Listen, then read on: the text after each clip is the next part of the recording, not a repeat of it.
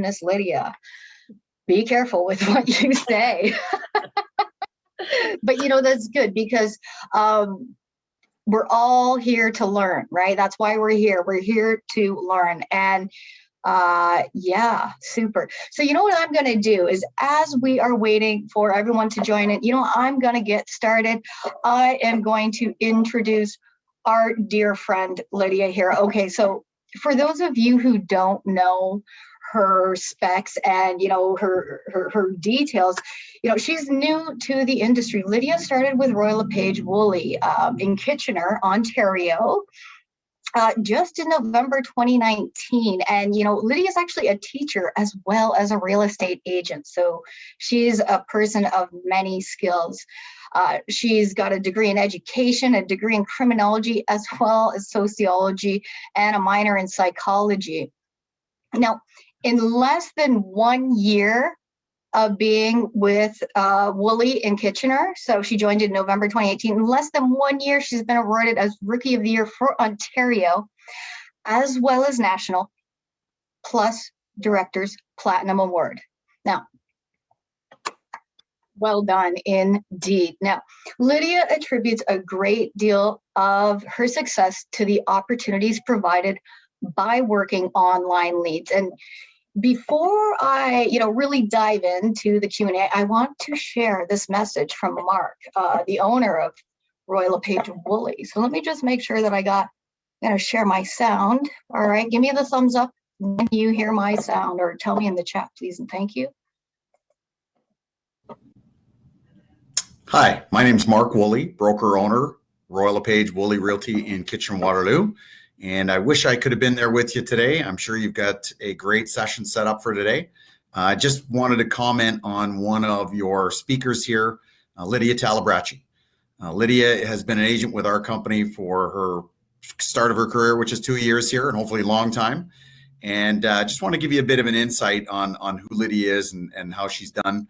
In her first full year with Royal LePage, Lydia was the Royal LePage Rookie of the Year for the entire country, and has continued on with that success this year. So it really is a testament to a great start to the career for Lydia, that a high honor of being the highest producing rookie for all of Royal LePage across the country. So great accomplishment there. And just wanted to pass along a few things that I think really make Lydia who she is and has helped her in her success. Obviously, not only is Lydia doing well within her sphere of influence, things like that, but the Smart Leads program has been also a part of her stellar start.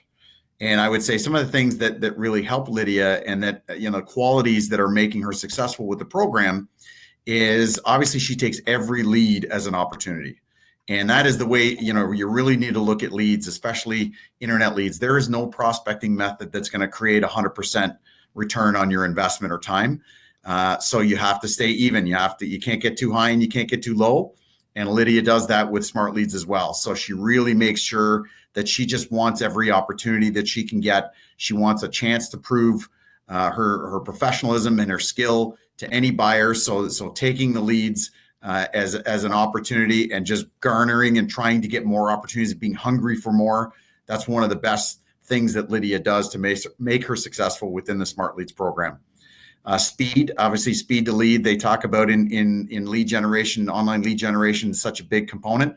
And obviously Lydia, whether you email her personally or whether it's a smart lead or whatever it is, she is super prompt on getting back to people. And in today's day and age, that is something that is very impressive and important. So getting back to people in a quick, timely manner is something that she does as well that helps. Consistency. Again, with Lydia, you have to be consistent with online leads. And one of the things she does really well as well is making sure that not maybe just once or twice is she following up with people, but it's a consistent way of getting back to people, trying to provide value to them so that sooner or later, maybe they'll reach out and need something from her. And then the last thing is she accepts pretty much every lead that comes her way. I can say from our company in the Smart Leads program, we have a variety of people, and a lot of them might be accepting 20 to 30% of the leads that come their way. Lydia accepts almost every lead. And again, that just helps because the more leads you accept, the more opportunities you have, the better chance you have for success. So, I just thought I'd share those things, and everything she's doing, you have the opportunity to do as well. Hopefully you glean some great information off her. She's a great personality. She's a great realtor. We're happy to have her, and Royal LePage is lucky to have her. So hopefully that helps, and you'll take some great stuff from her information and chat. And all the best.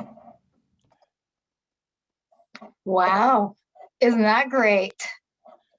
That was awesome. And I really appreciate you having me here today. It's, again, very humbling. Absolutely. And I want to point out a few things that Mark said, speed. Lydia's lead acceptance time is 25 seconds on average. Okay. And we know when we talk about speed to lead, the importance of being fast.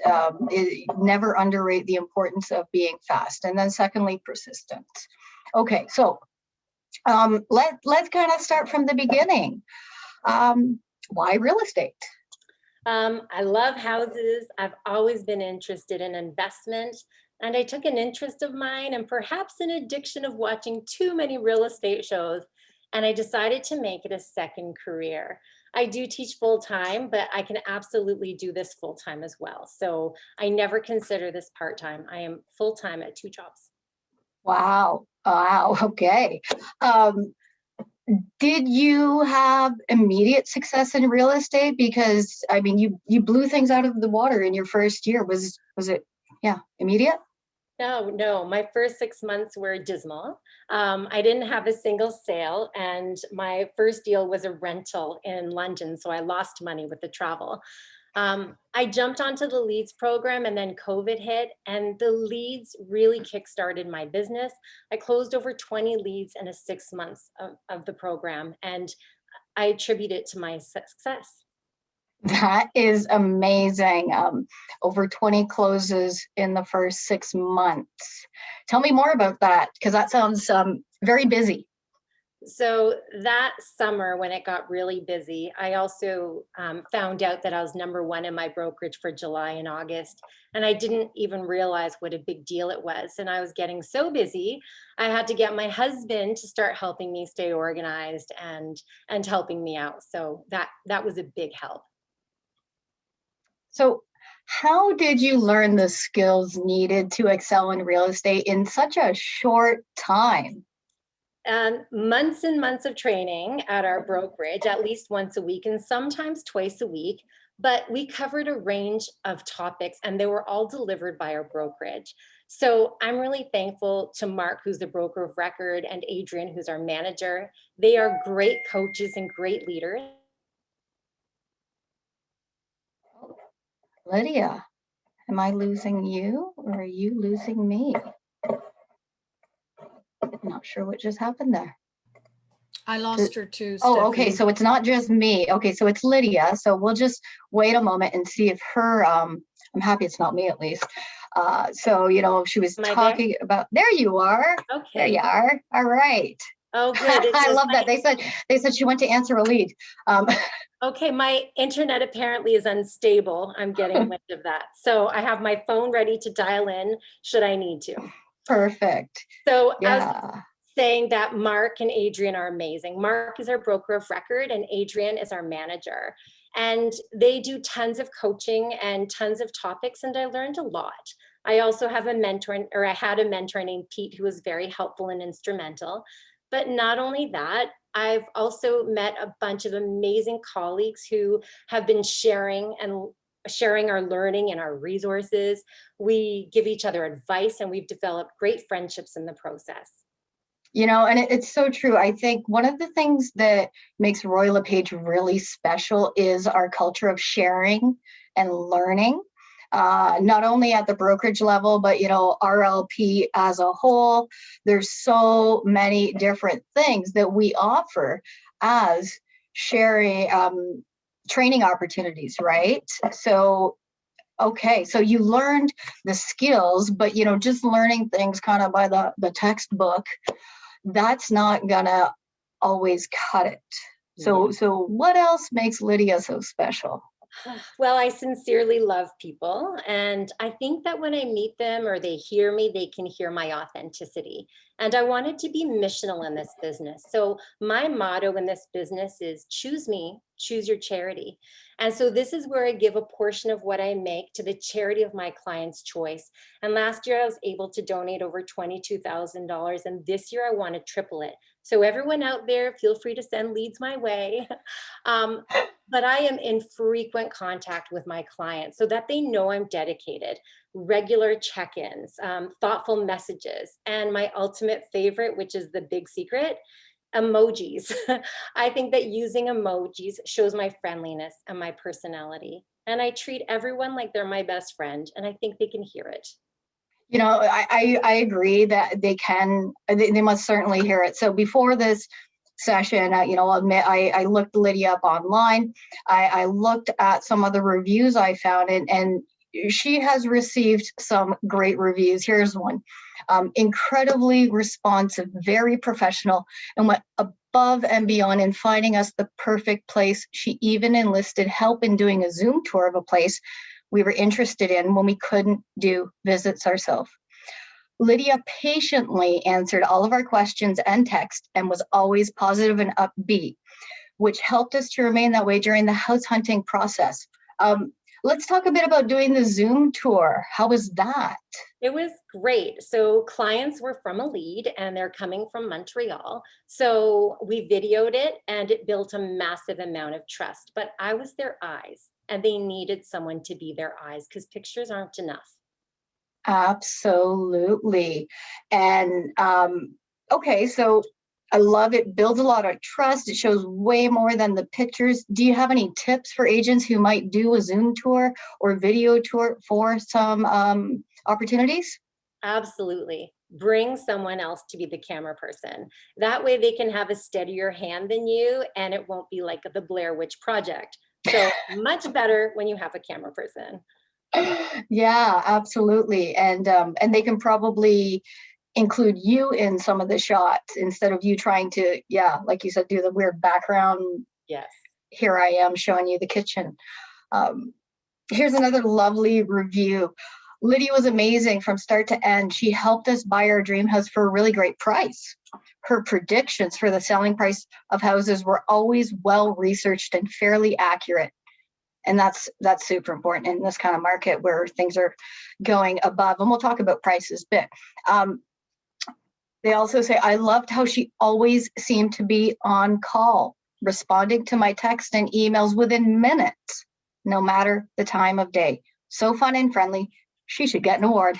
Cannot thank this woman enough. This lady, yeah, she was predicting the future. She knew what you were in stock for.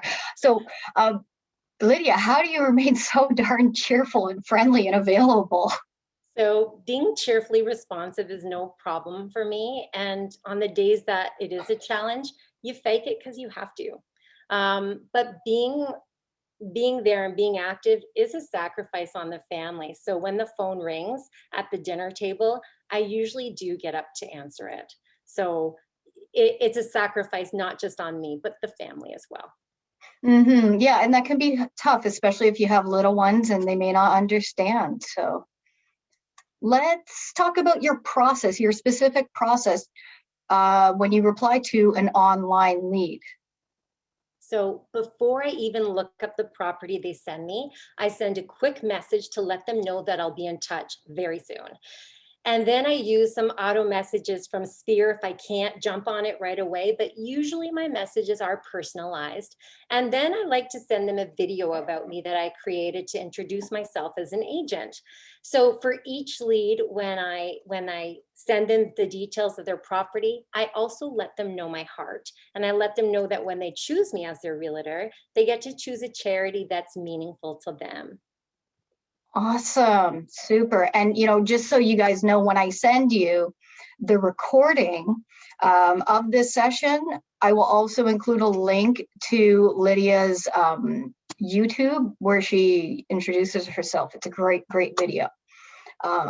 Okay. So let's see. What do you do if a lead is already working with someone else? Because in spite of the fact that it is asked of the person on the form, sometimes people select the wrong answer, we'll say. What do we do? Well, I do like to plant seeds that I'm available and that I'm awesome. I try to convince my kids of that often as well. But I help them and I let them know that if things don't work out with anyone, or if they need any questions or advice, that I'm happy to help in any way I can, but I do not encourage them to leave who they're working with at all. Absolutely. Okay, great. Now, how do you go about not spending a lot of time and energy on leads that are not going to close? Because in spite of your amazing close rate of 13+%, that still means that 80 some odd are not closing. So how do you know which ones to focus on and which ones to not? One of the things that I learned to do is not give all the information at first. So I encourage them to reach out and call me for details. And this has actually increased my success with callbacks instead of just sending them the answers to their questions. Plus, when I get them on the phone or I'm chatting with them or get them engaged, it's more personal. They get to hear my tone and sense my smile. And you always want to smile on the other end of that phone because people can sense it. So I definitely try to make that contact, and less is more. I love that. Okay, so that's a very, very good tip for people. Don't give all the info at first. We want to make sure that they have a reason to call you back. Okay. How do you help buyers in this crazy hot market? So for those of you who don't, if you're not familiar with the Waterloo region of Ontario, it is literally one of the hottest markets in the country. Now, while this is very exciting and it's good for business, it can be incredibly, incredibly stressful for buyers. So it's important to explain the reality of the cost versus the listing price and help them understand what they can afford so that they don't become disappointed. I'm a numbers person and I show everything with numbers. So we discuss ranges and I advise people where to go in at. And I've been successful with estimating the correct offer prices so far. And we have a lot of patience, or we have to have a lot of patience in this market. Absolutely. Patience is absolutely important. Super. Okay, so patience, great. What else have you done to be able to help people in this crazy hot market? I've heard about letters, people, buyers writing letters. Let me be the one. So I've actually had a couple buyers write letters that have helped them purchase the property even when we haven't been the highest offer. And some of the letters I help them write because English might not be their first language. But as I mentioned earlier, I also donate a portion of what I make to a charity of my client's choice. And when I tell that to some of the sellers, this has also worked in their favor in the few instances where the sellers are charitable-minded people. And sometimes we've even given the sellers the option of choosing a charity in conjunction with the buyer. I like that. That's really, really smart. Clever idea. Okay, what else do? You told me about your CMA process, and I think that people would be interested to hear about that and your learning journey. Yeah, so this I think is really key. So when I first started, when my first 6 months were really not that successful, I would send people that 34-page CMA report in the matrix. And then I tried to explain the value of the listings and explain what the market looked like. And I thought that they would be so impressed by it.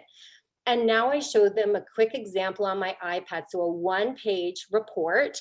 And I teach them on my iPad when I meet them how to read the numbers and how to understand what I'll send them so that we work smarter, not harder. And this allows people to look at the information on their own time. And I teach them to read that report. But I also send them that 3th matrix report with the comps so that they have something more traditional than what I've created in the matrix with my headings of choice. I also highlight my affinity when I meet people. So I tell them that my superpower is that I'm a numbers girl and numbers don't lie. And that numbers tell a story, and I prove that story with that report. And then I add a very important joke in there that opening doors is not my superpower. So that when we see a property and I have trouble turning that blasted key or opening that Sentry lockbox, I've already told them my weakness. And now it's become an inside joke. And so they can laugh about it and I don't have to feel stupid and look incompetent. So that's also helpful. That's really, really smart. Really smart. Okay, so we've been talking really, about the gold so far. But as we know, with online leads, it's not all gold. Sometimes you have to kiss a lot of frogs to find that prince. What about the bad leads? All right. So more often than not, we're going to get the bad leads, and that is part of the process. So for example, I had an angry person reach out last year and threatened to sue me because the content of a listing that wasn't even mine. But I must confess that seeing that still made me nervous and anxious, and they did end up writing a letter to Royal LePage. Not good for my anxiety. But I've also had leads where they're already working with someone and I've asked all the questions beforehand and miraculously they remember when we're there. So there was one time I drove over an hour away when I arrive to a property, if I don't know them, that's when I have them sign that buyer representation agreement. And it's at that time that they decided to share, even though 3 previous times they said they were not working with anyone, that they were working with someone. So I had asked them that to contact their realtor, and I'm happy to do a 50% referral with them, and I'll do all the work.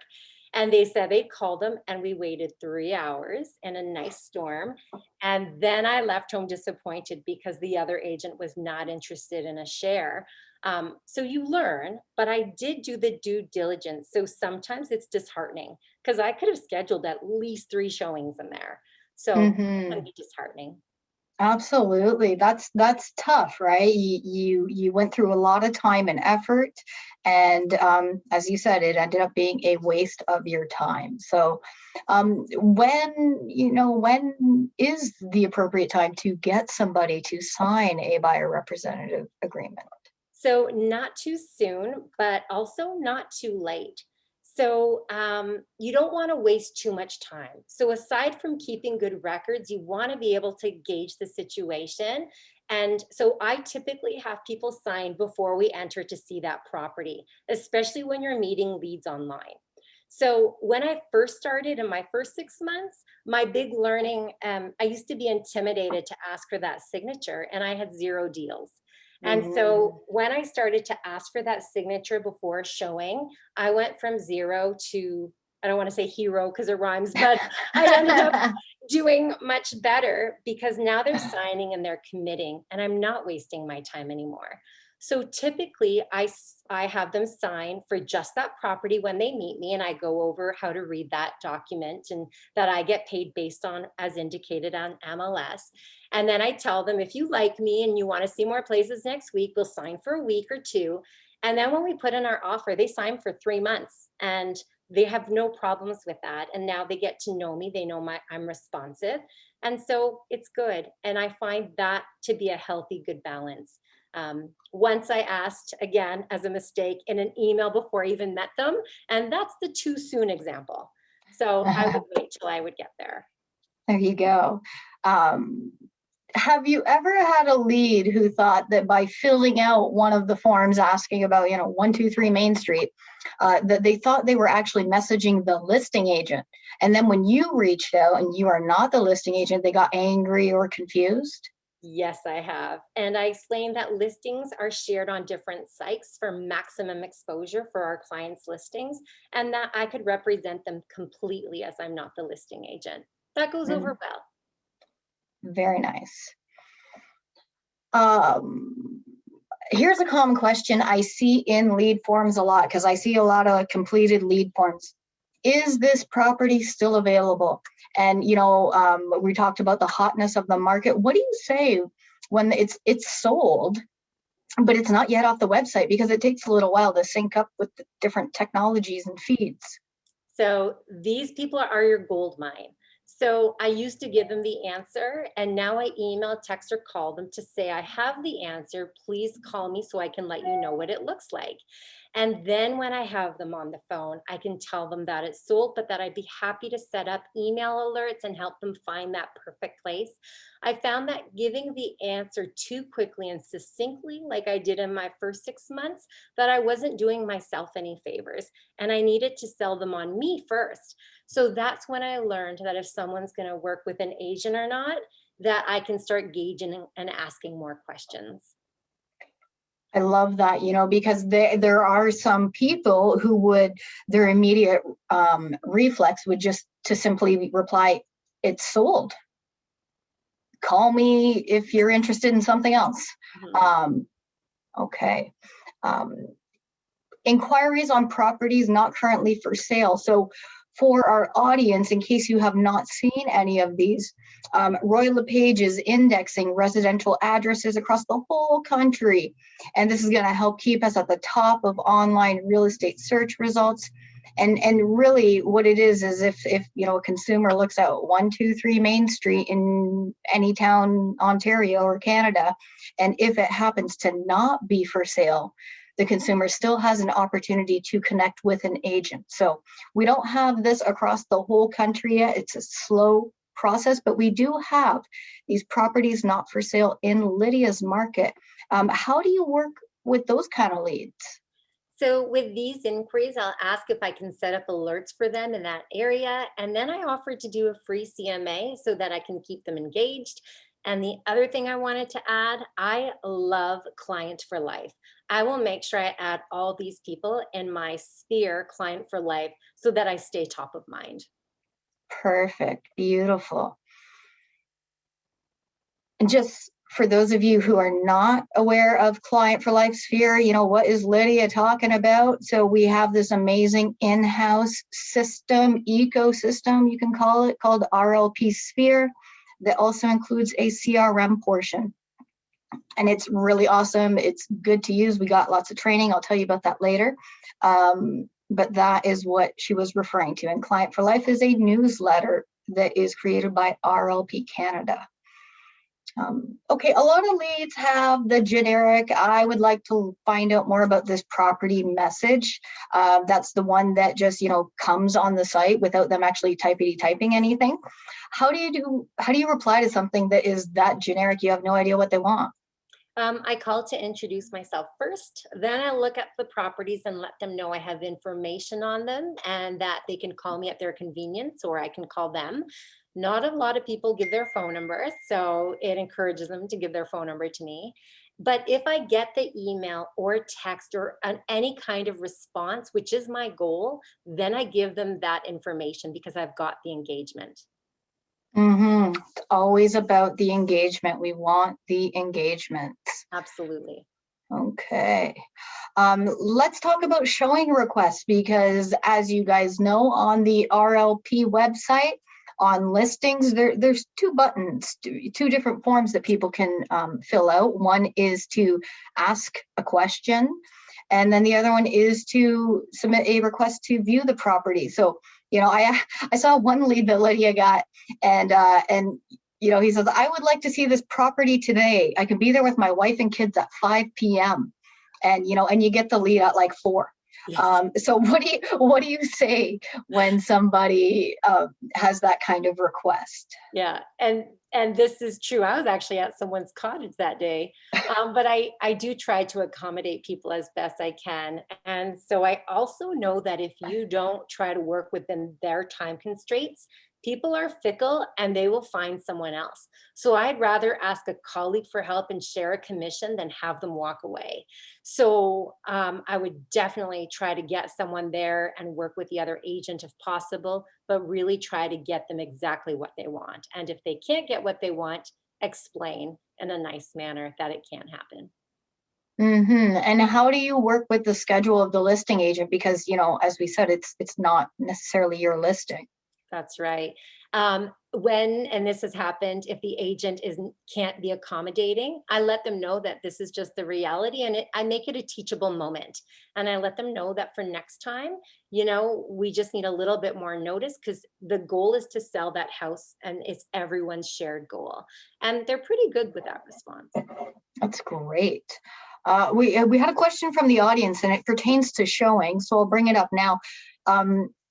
Do people ever say no prior to showing the property? So I think this was in reference to when you were asking for someone to sign the BRA before you went the extra step. So have you ever had someone say, oh, no, sorry, Lydia, actually, I can't sign that? Yes, I actually did. And I had someone that said, oh, I'm not comfortable with signing. And I let them know that what they're signing is just for this property for that day, and I'm uncomfortable showing it otherwise. And that when I asked them on the phone, because there was pre-talk that, oh, we're going to see this property, I'll have you sign an agreement. So there was that pre-talk. And there was a time where they didn't want to go see the property, and they were working with that agent. And I did not go into that property. I didn't want to show them and do the other work when the other person would get the commission for sure. And that's where I would rather stick to my guns. But that's hard for me to do because I'm a people pleaser. So I left that feeling like garbage, but knowing I still did the right thing. But I did say no, and it was hard. It is hard to say no when you just want to make people happy. Okay, let's chat a little bit about RLP Sphere. So you shared that you love using the newsletter. I noticed that you use videos, core videos from Sphere, and you share those to Facebook. Tell me about that. Like, is it easy to make the videos, and do they get results? Yes, I love the videos, and I love using pictures, and people like the visual in the pictures. So I think it's important to use. I also really favor Canva a lot. And I've created some templates during my downtime so that when I have a listing or I have something, I am ready to go. I love that. Canva is a great, it's easy to use. You can make a lot of beautiful stuff. Yeah. Okay. Any other tips and tricks you want to give to people who are starting out with leads? Definitely ask for resources from your colleagues, share your resources, vent when needed. Royal LePage Wolle Realty makes it easy to access help immediately. And so being able to share your frustrations or your fears or to have your questions answered, that's important. And don't be afraid to use the resources and have those questions. And I'm lucky because I'm in a brokerage where my managers, they're not my competition. And see your colleagues as a source of strength and compliment. But the biggest thing is use emojis if you can. It'll show a nice tone as well, but that would be the greatest part of the advice. And on a little side note, there are so many questions that I cannot multitask. So after this part, I'm happy to give undivided attention to that portion. So I'm sorry if I have not paid attention to the chat. That's okay. That is not your task to do. All right. That is up to myself and France. So, that's the end of my questions, but we do have quite a few coming in the chat. France, do you want to perhaps unmute yourself and help me out here? Because I've been looking, but I have to admit, like Lydia, I have not been paying 100% attention. So Yeah, no France, problem. yeah, could you help Hi. us maybe read out some stuff in order of Yeah, importance? so something that was asked was just basically to repeat something you had already said. So prior to meeting at a property, do you warn them that they will be signing something? And I replied that Lydia did say she first mentions the BRA on the call when she asks if they are already working with somebody.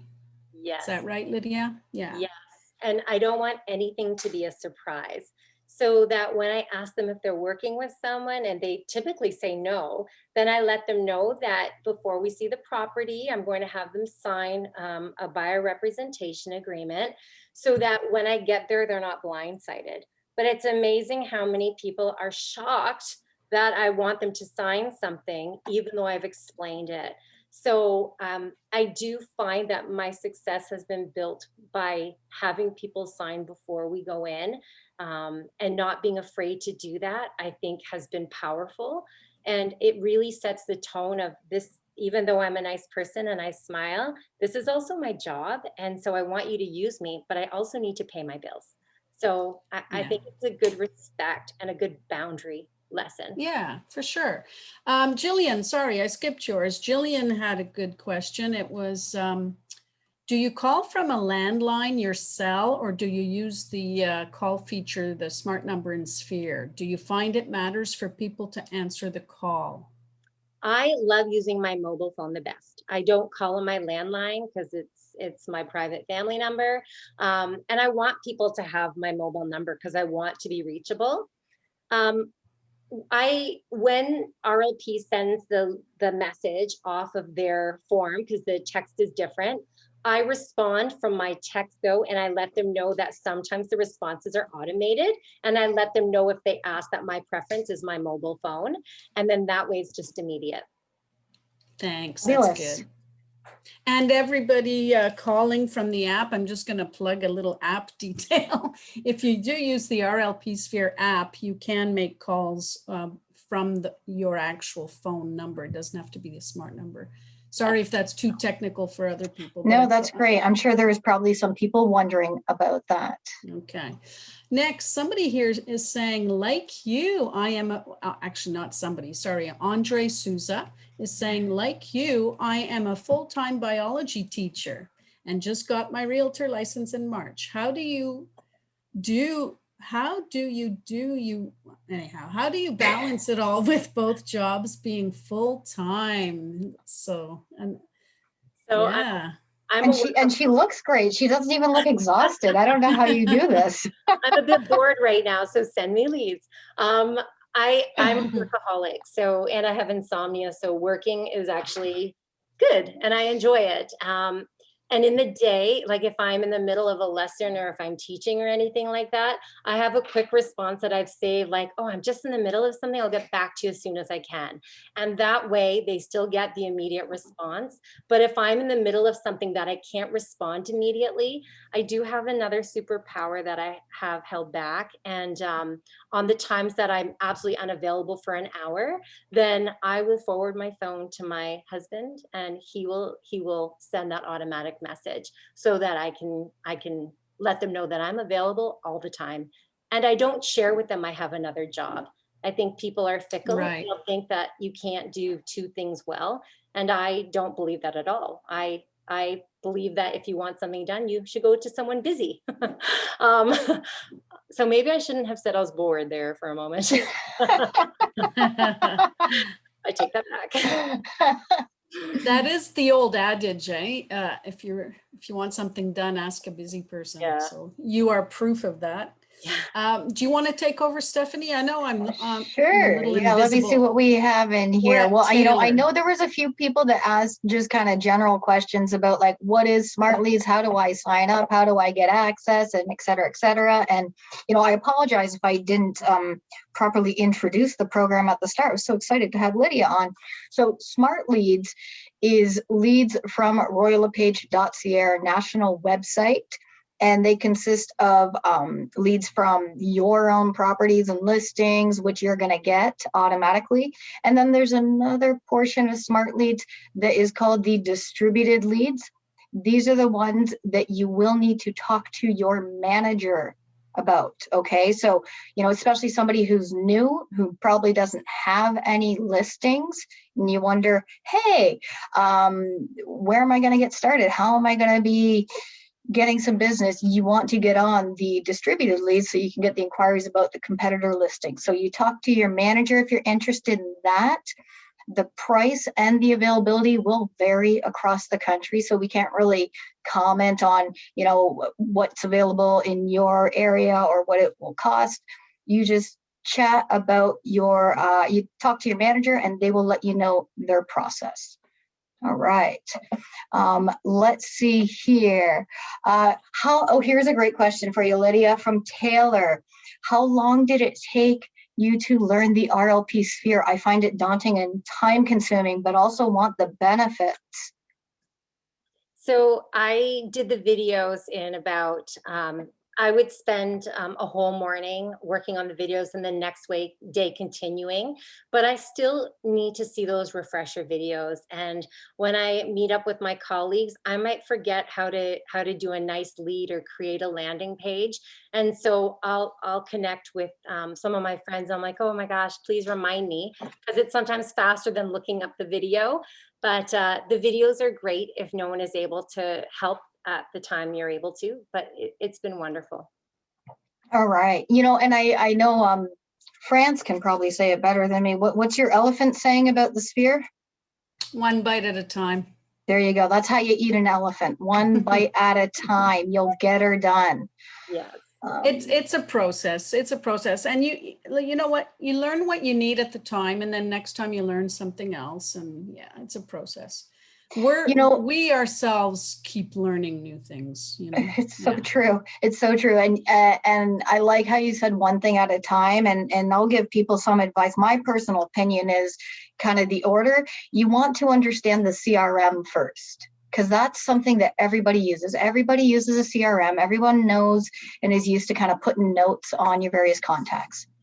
Then you want to take advantage of the automation and the newsletters. Then you want to go next level and look at websites and lead generation. Okay, but you don't have to do it all at once. Exactly. Okay, Lydia, another question from our friend Taylor. When they email you asking about a listing, do you say, hello, please call me and I would love to discuss the property with you? And then 2 days go by and you don't hear back. Do you email them again? Where is the line in laying off or keep trying? I love that. That's a great question, Taylor. That is. And so what I typically do is, if I can't get a hold of someone, by phone is my preference, and then by text or email, I'll try again at the end of that same day in the same format. And then the next day I'll send a message again in an email or text, not in 3 ways, and say, hey, just checking in. I want to make sure that you got my message. I'm happy to help you any way I can. Please let me know so that I don't stalk you, haha, with a nice emoji. And then typically I get a response. And if I don't, I leave it. But I do as many touch points as I can that first day, and then in the evening, and then the next day. And then by the 3rd day, I just leave it, because I feel like that's a lot of stalking now. And if you really are working with someone, you've already got your question answered. And if you're not working with anyone, you're absolutely going to be in touch with me. Absolutely. Okay, super. Okay, do you only use smart leads, or do you run Facebook ads, Google ads? Do you do your own lead generation on top of what you're getting from your brokerage? So I actually did try bold leads in my first few months as well, and it led to nothing, just a ton of busy work. So my success has been with the smart leads. And so I really like that. And I like being able to give back to a company, right? So that's cool. And bold leads was not inexpensive, but I wouldn't be, I have tried to do my own leads on Facebook. And when I put out an ad for one of the properties I'm seeing, I definitely will try to get every single lead I can from when I create that video, when I create that ad, and that has generated business. But I wait till I have a listing, and that's where I try to do more of that advertising and using me. But I have tried to do both, but the most successful has been when I have a listing and the smart leads. I find that when I try to do my regular lead ad, I have not had success at that yet. Okay. And further to that question, Jillian Hickman asked, further to that, does the brokerage also generate leads? So the leads that are generated from the brokerage is generated through smart leads. And so that's how my leads come in. I don't just get a lead from a brokerage that isn't a smart lead.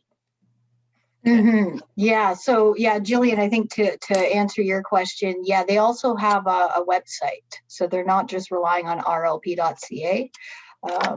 Yeah. Okay, so let's see. I have, a question about volume, lead volume, what to expect, what do you get?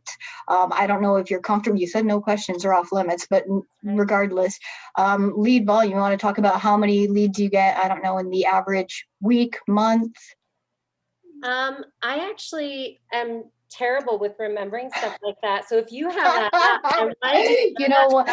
Yeah, don't worry, because I know, for example, that I've had some people when they hear like 13% close rate, they're like, oh, would she do have like, 5 leads? So she closed one and her close rate is amazing, right? And people get a little skeptical. And so I want people to know, without getting into specifics, she's had hundreds of leads. Okay. So this isn't just one of these lucky, she closed 1 out of 5. So we're saying she has an impressive close rate. Over the past year and a half, almost 2 years now, right? You've had a couple hundred leads. Okay. Yeah. I don't want to Yeah. give false information. So thanks, Stephanie. Yeah, in that realm. Yeah.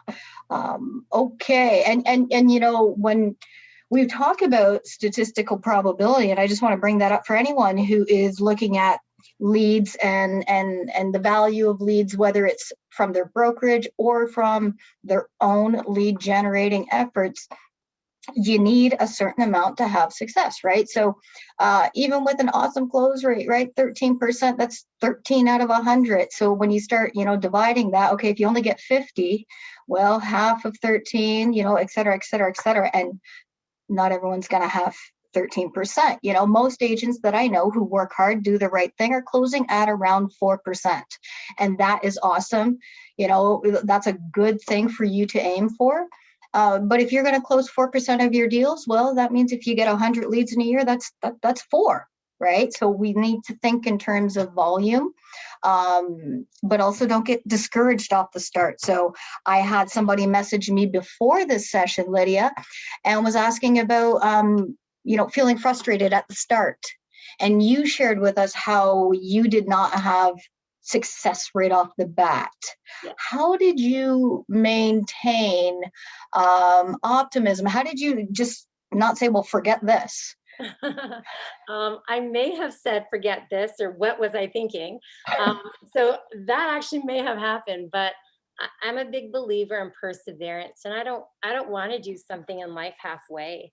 And so I knew that I had to be better or be different to make changes in order to get the results I wanted. And so it just meant I needed to find something or figure something out that was my thing. And having the coaches to help guide me, and the friendships I've made so that I can call when I'm frustrated or cry when I just need that. That has been instrumental. And the cheerleaders saying, oh, don't give up. Sometimes people are jerks. That's all nice to hear. And I think sometimes we do need to hear that. We're human, right? Like our feelings get hurt. So I think that not giving up and finding that cheerleader or those cheerleaders on that can just encourage you are awesome. Even before this call, I was nervous. I sent 4 people a group text to say, oh my gosh, I'm so nervous. And the cheerleading was amazing. And I like that. And I need that. And people know and get a sense of what you need, and they're responsive. Yeah, we all need somebody in our ring cheering us on. Question from Alan. Do you use the SMART campaigns? So yes, I have looked at some of the buyer campaign and the seller's campaign. And if I'm not available, so when I'm teaching in the day, for example, and I did happen to see someone that loads something up, I never, and I want to say this very clearly, I am a rule follower. So if I'm teaching and if I'm supposed to be in my classroom at a certain time, I am not on my phone because we're not allowed to be. And that's my superpower, which is my husband, is he gets the calls and he takes the calls and forwards the messages.